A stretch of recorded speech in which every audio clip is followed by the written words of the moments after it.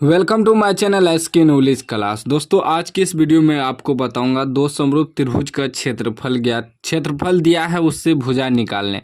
तो वीडियो को कंप्लीट देखिएगा दोस्तों लास्ट तक। अगर चैनल पे नए हैं तो चैनल को सब्सक्राइब कर लीजिए और घंटी को दबा कर ऑल कर लीजिए।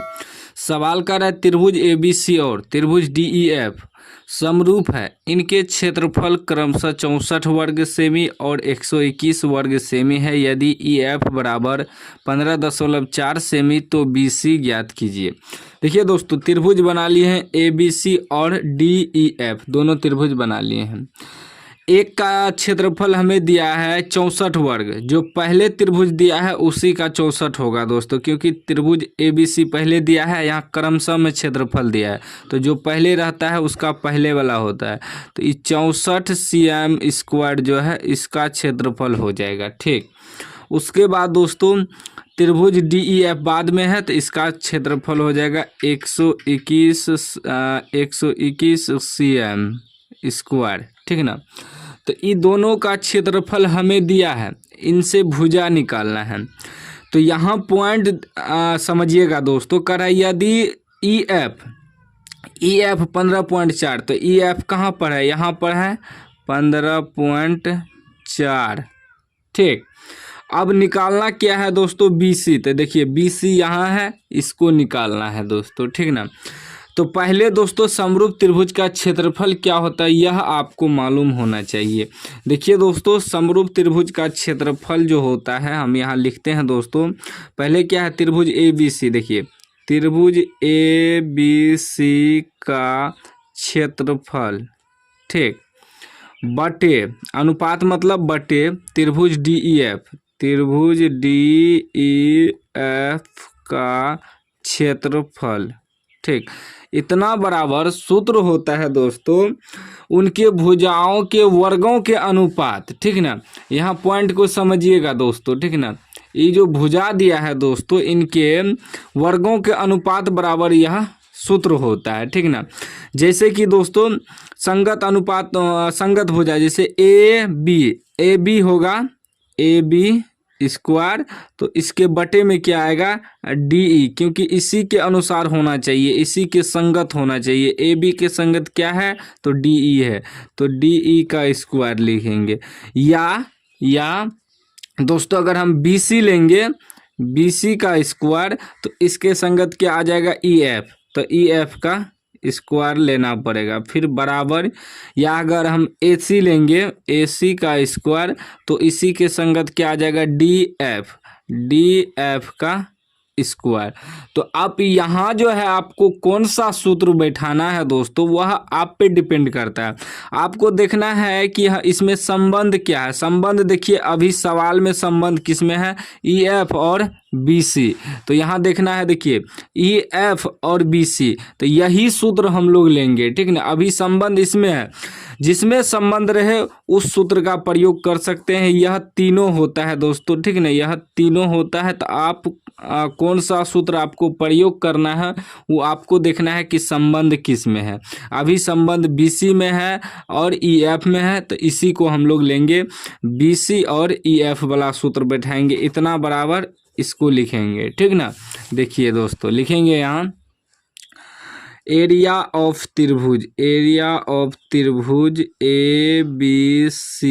एरिया ऑफ त्रिभुज का मतलब हुआ त्रिभुज ABC का क्षेत्रफल। ठीक ना, बटे एरिया ऑफ त्रिभुज DEF, इतना बराबर कौन सा सूत्र लेंगे दोस्तों BC, यहाँ जो लिखे हैं हम BC² बटे EF²। ठीक ना, त्रिभुज ABC का क्षेत्रफल बटे त्रिभुज DEF का क्षेत्रफल, ई सूत्र प्रयोग करेंगे क्योंकि ई दोनों में संबंध है। तो BC का स्क्वायर बटे EF का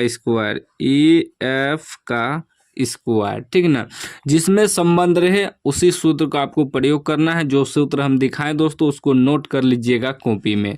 ठीक, अब देखिए दोस्तों एरिया ऑफ त्रिभुज ABC, एरिया ऑफ त्रिभुज ABC कितना दिया है 64 दिया है, तो इसको लिख देंगे दोस्तों 64 बटे एरिया ऑफ त्रिभुज DEF कितना दिया है 121 दिया है बराबर BC स्क्वायर। BC तो मालूम नहीं है, निकालना है तो BC स्क्वायर बटे EF स्क्वायर। EF हमें दिया है 15.4 इसका स्क्वायर होगा दोस्तों, ठीक ना। अब देखिए दोस्तों, अब एक चीज ध्यान दीजिएगा दोस्तों, ठीक ना।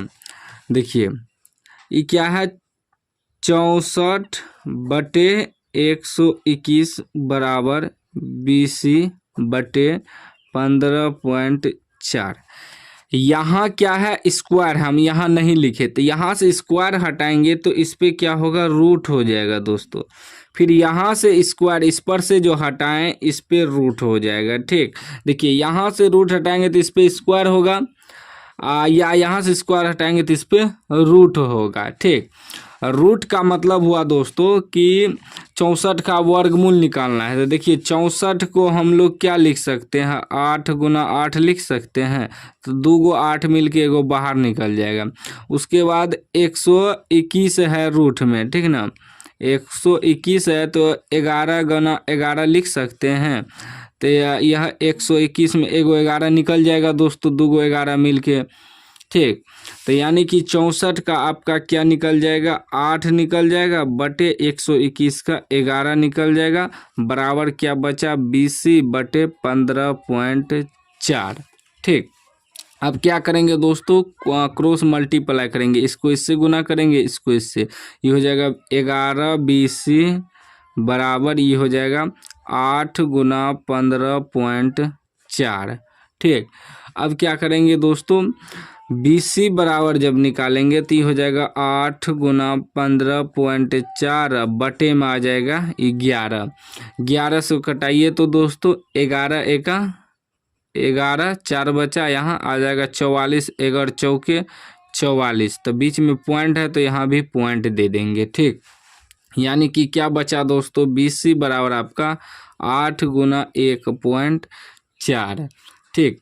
अब इसको गुना कीजिए दोस्तों, 8 चौके 32 के 2 हासिल 3, 8 का 8 3 11, एक अंक के बाद पॉइंट है तो पॉइंट दे देंगे।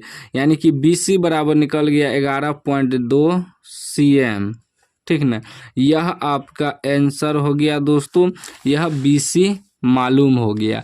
तो आपको इसी प्रकार बनाना है, संबंध देखना है कौन सा संगत भुजा में है। अगर AB और DE में दिया रहे संबंध यहाँ आपको, तो उसी सूत्र का प्रयोग कर लेंगे दोस्तों। जो सूत्र हम आपको यहाँ दिखाए हैं इस सूत्र को आप लोग स्क्रीनशॉट ले लीजिए या दोस्तों कॉपी में नोट कर लीजिए। इसी तरह का से आपको बनाना है। कोई भी डाउट हो तो कमेंट बॉक्स में पूछ सकते हैं।